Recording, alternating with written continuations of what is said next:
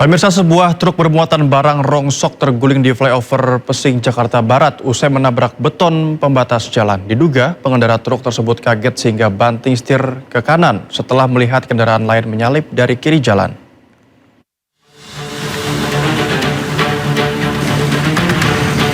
Truk bermuatan barang rongsok dalam kondisi terguling di flyover Pesing setelah menabrak beton pembatas di Jalan Dan Mogot, Jakarta Barat. Tidak hanya membuat truk tersebut terguling, muatan barang rongsok yang berada di dalam truk tersebut keluar dan tumpah ke jalan. Peristiwa ini berawal dari truk yang bernomor polisi E9541AD melaju dari Grogol menuju Cengkareng.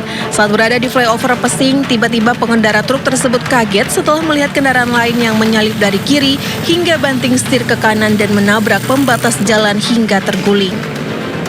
Bus turun penumpang, kan kita goyang kanan, ada mobil, saya tidak tahu mobil apanya, kaget saya, awalnya kaget aja udah, akhirnya kan kita buang kanan toar, udah.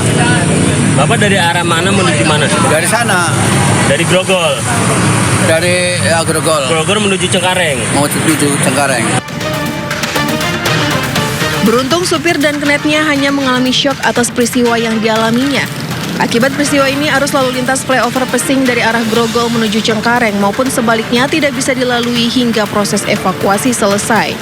Sementara itu, bus Transjakarta dan kendaraan lain dialihkan untuk mengambil jalan arteri. Dari Jakarta, Sofyan Firdaus, iNews melaporkan. Aparat Satuan Reserse Kriminal Polres Metro Jakarta Pusat memastikan pengemudi Fortuner yang diamuk warga di Tanah Abang, Jakarta Pusat bukanlah pelaku tabrak lari. Namun dari hasil pemeriksaan, pengemudi berinisial E memiliki riwayat gangguan psikologis. Polisi juga tengah mengidentifikasi sejumlah warga yang melakukan aksi pengerusakan mobil.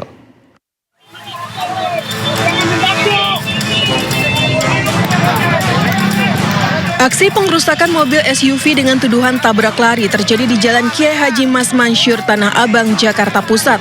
Tim kepolisian dari Satreskrim Polres Metro Jakarta Pusat masih menyelidiki kasus ini.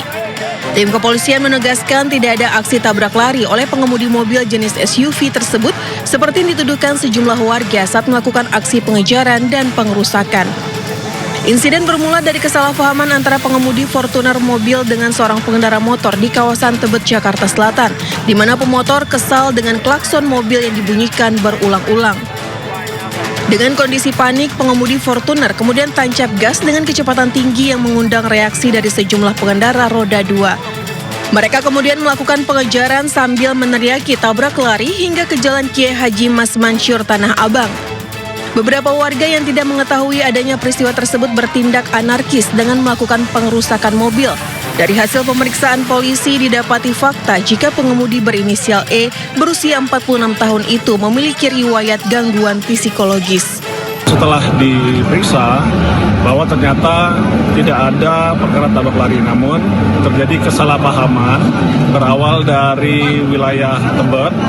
Pengemudi mobil ada berseteru dengan pengendara motor, kemudian mencet klakson, kemudian terjadilah keributan kecil, kemudian saling bersih tegang, kemudian diteriakkan oleh salah satu pengendara motor bahwa mobil adalah pelaku dari tabrak lari. Pengemudi Bapak E berumur 46 tahun, memang saat ditemukan oleh anggota terlihat kurang fit, kemudian berdasarkan pemeriksaan bahwa pengemudi itu memang memiliki riwayat gangguan psikologi. Polisi saat ini tengah mengidentifikasi sejumlah warga yang ikut melakukan pengerusakan mobil yang nantinya akan dimintai pertanggungjawaban atas perbuatan aksi main hakim sendiri tersebut. Dari Jakarta Pusat, Rani Sanjaya, iNews melaporkan. Petugas Sudin Perhubungan Jakarta Barat bersama TNI Polri menggelar razia parkir liar di kawasan Pesing, Poglar, Cengkareng, Jakarta Barat yang terparkir di bahu jalan. Warga panik dan tergesa-gesa menyelamatkan kendaraannya dari razia.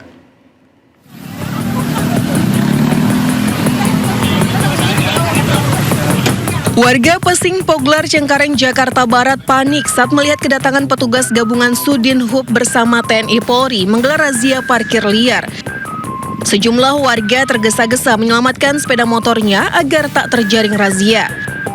Tak hanya menyasar sepeda motor, kendaraan truk muatan barang dan mobil pribadi yang parkir liar di bahu jalan tidak luput dari razia ini. Bagi kendaraan yang tak ada pemiliknya, langsung diderek paksa petugas. Oh ini kan sebenarnya nggak ada pelangnya juga bang. Pelang apa tuh Pak? Pelang memang garis parkirnya kan nggak ada tuh yang rambu-rambu. Ya kan? Itu bisa dipasang, baru boleh kita. Dan selama ini memang warga parkir di sini Pak? Iya, nggak ada. Cuma kan memang nggak ada macetnya juga, nggak ada macet. Semuanya kan lancar-lancar aja. Razia parkir liar ini akan terus digelar petugas Dinas Perhubungan DKI Jakarta demi mengurangi kemacetan arus lalu lintas di ibu kota.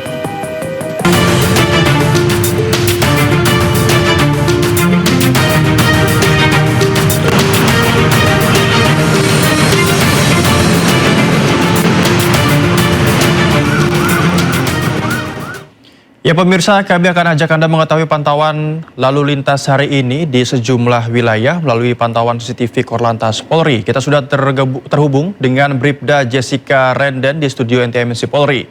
Bribda Jessica, bagaimana pantauan arus lalu lintas di sejumlah titik di wilayah Indonesia melalui pantauan CCTV? Silakan dengan laporan Anda. Dan selamat siang pemirsa, kembali kami informasikan kondisi arus lalu lintas siang hari ini dari kawasan pertama Slipi Palmera, Jakarta Barat.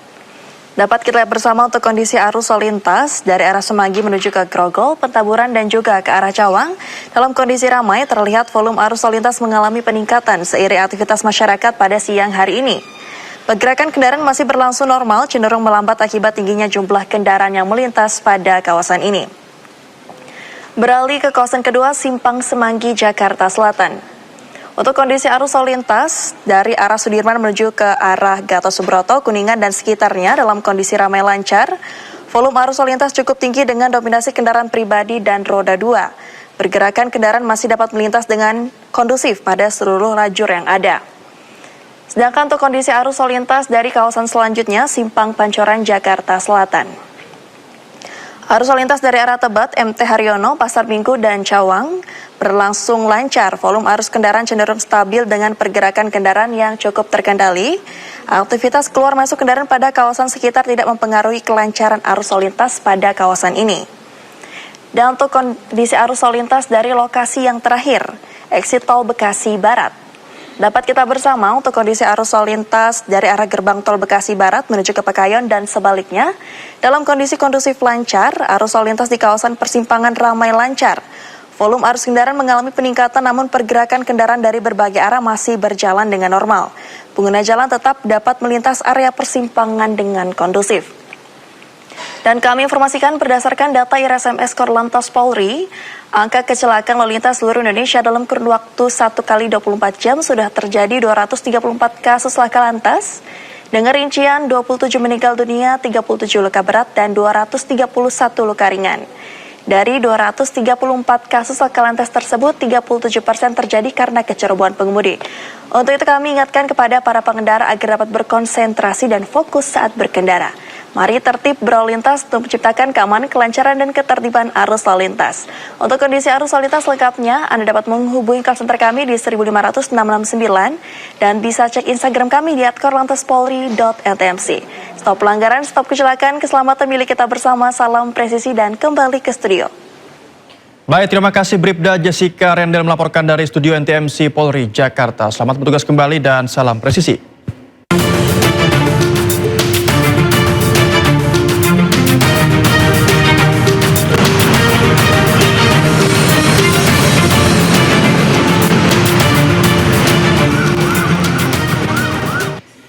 Pemirsa, harga Pertamax yang naik hingga Rp4.000 dianggap memberatkan masyarakat. Antrean panjang pun tidak terhindarkan di sejumlah SPBU.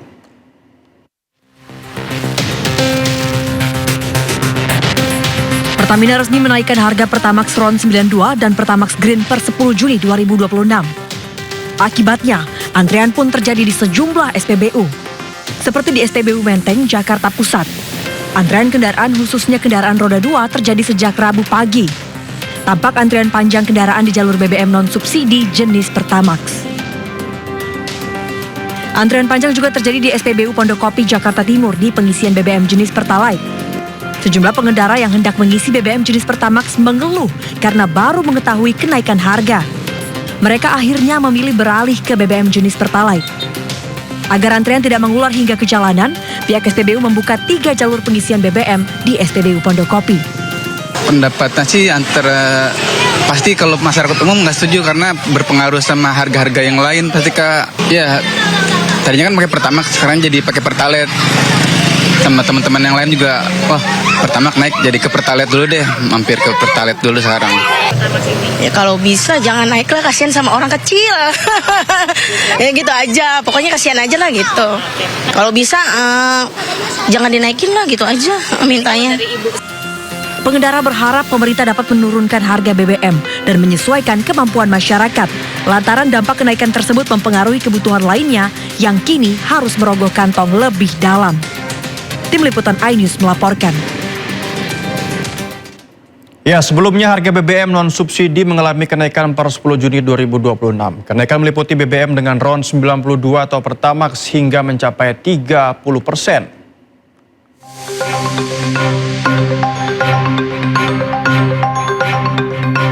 Melalui Pertamina Patraniaga, Pertamina melakukan penyesuaian harga jual BBM non-subsidi seperti produk Pertamax dan Pertamax Green mulai Rabu 10 Juni 2026.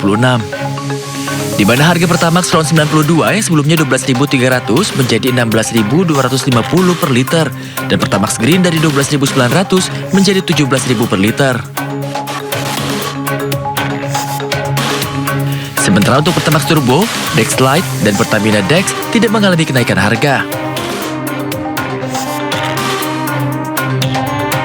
Pertamina Niaga menjelaskan jika penyesuaian harga ini diputuskan setelah dikoordinasikan dengan pemerintah sebagai regulator dan dilakukan sesuai mekanisme serta evaluasi mempertimbangkan perkembangan harga minyak dunia.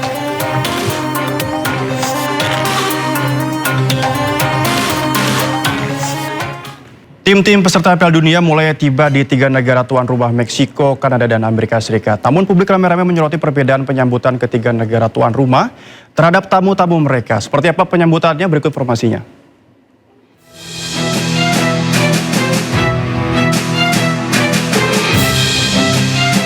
Tuan rumah Piala Dunia Amerika Serikat menyambut sejumlah pemain dan tim peserta dari beberapa negara dengan pemeriksaan yang dituding berlebihan di bandara. Kapten Timnas Irak Ayman Hussein diperiksa selama hampir 7 jam di Bandara O'Hare, Chicago sebelum akhirnya dibebaskan. Turun dari pesawat, para pemain Timnas Senegal tidak langsung menuju bandara. Di landasan, para pemain skuad Singa Terangga duduk di bangku kecil untuk diperiksa dengan metal detektor.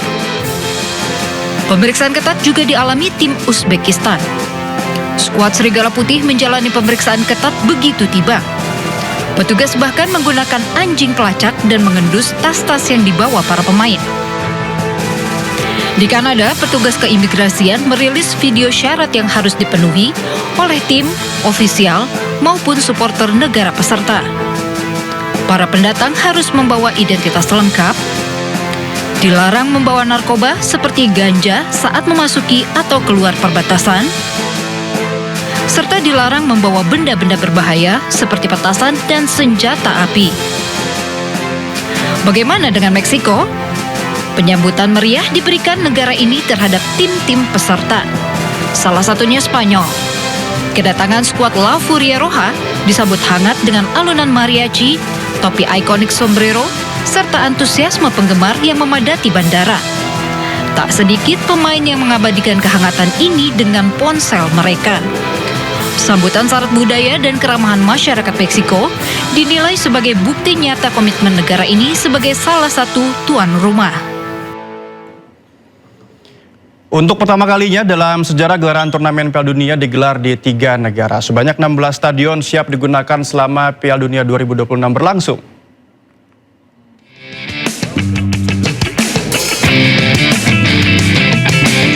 Kanada, Amerika Serikat, dan Meksiko berbagi tugas sebagai tuan rumah Piala Dunia 2026. Tuan rumah 3 negara ini adalah pertama kalinya sepanjang sejarah Piala Dunia. Sebanyak 16 stadion telah dipilih untuk menggelar pertandingan mulai dari babak penyisihan hingga partai final.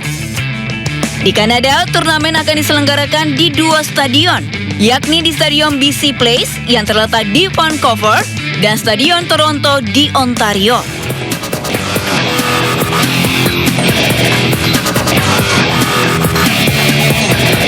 Amerika Serikat paling banyak menggelar turnamen.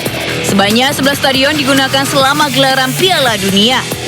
Di antaranya Stadion New York, New Jersey, Stadion Dallas yang memiliki kapasitas paling besar, serta Stadion San Francisco Bay Area. Selain itu, ada pula Stadion Miami yang biasanya digelar untuk konser-konser besar, Stadion Philadelphia, hingga Stadion Kansas City.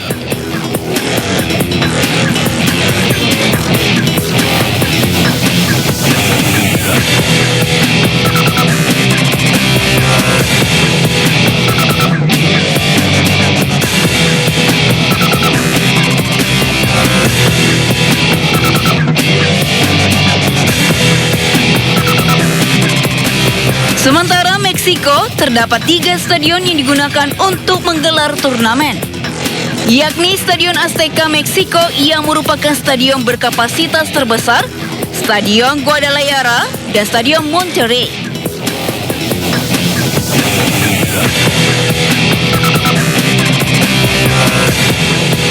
Ke-16 stadion dirancang secara spektakuler dan penuh perhitungan. Diharapkan para penonton bisa nyaman saksikan pertandingan selama turnamen berlangsung.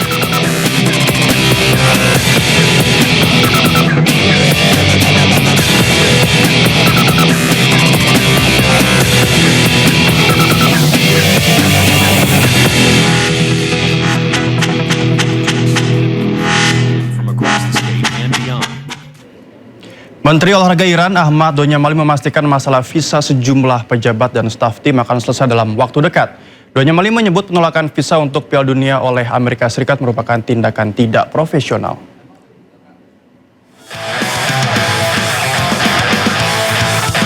FIFA resmi menetapkan aturan baru jelang gelaran Pesta Akbar Sepak Bola Dunia tahun ini. Pertama, pemain dilarang menutup mulut saat terjadi konfrontasi. Jika dilakukan, pemain akan menerima kartu merah.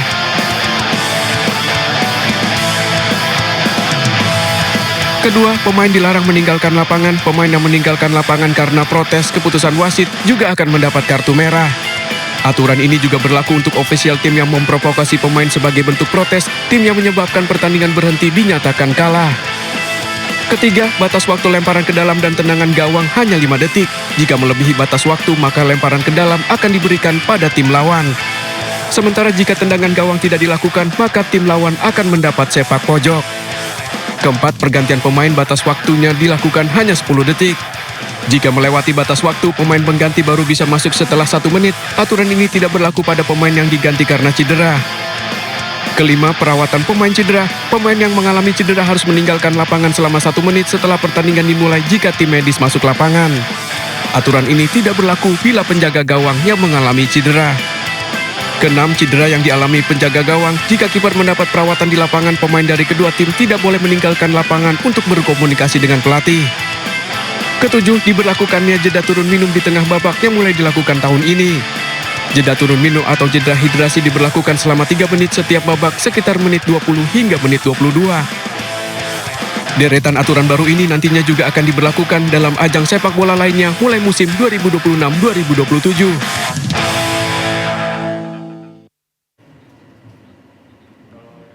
Pemirsa, sesudah Sindo Siang hari ini, jangan lupa Anda bisa mendapatkan informasi terkini dan terbaru di kanal YouTube Sindo News dan atau melalui portal yang menghadirkan berita daerah, berita nasional dan berita internasional di sindonews.com. Saya Nova Zakwan beserta kerabat kerja undur diri, selamat siang dan sampai jumpa.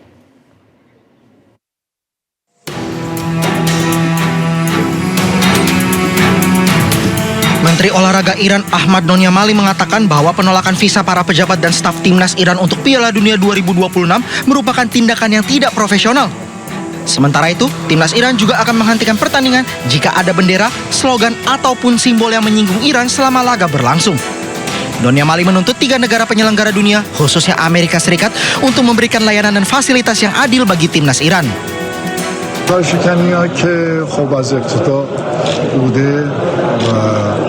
به هر صورت کاملا رفتار غیر حرفه‌ای و حتما شما بهتر از من میدونید که این رفتارها مختص ایران نیست. شما خیلی از کشورها با کشور میزبان مشکل دارن و الان اعتراضات خیلی زیادی از سر حل بشه. ببینید تقریبا اون مواردی که کاشی‌شکنی میکردن عمده‌اش حل شده. الان هم ویزا هم من به شما دارم عرض میکنم حل میشه. مثلا نمیشه شما از لحاظ فنی مگه میشه مثلا مدیر رسانه کنار تیم نباشه؟ بعدش هم ما بهشون اعلام کردیم اگر در استادیومایی که ما بازی میکنیم پرچم یا نشان دیگری غیر از پرچم ما اونجا در حال ما ببینیم یا شعارهای هنجار شکنه چیز ما به اصطلاح مشاهده کنیم، قطعاً سرپرست تیم Selain itu, Donia Mali juga menambahkan bahwa banyaknya hambatan menuju pentas Piala Dunia membuat para pemain semakin termotivasi. Timnas Iran sendiri tiba di Tijuana, Meksiko pada hari Minggu waktu setempat. Setibanya di sana, tim Meli disambut para pendukungnya di luar hotel tempat Timnas Iran menginap. Kota Tijuana dipilih sebagai markas Timnas Iran karena lokasinya yang berbatasan langsung dengan San Diego, Amerika Serikat.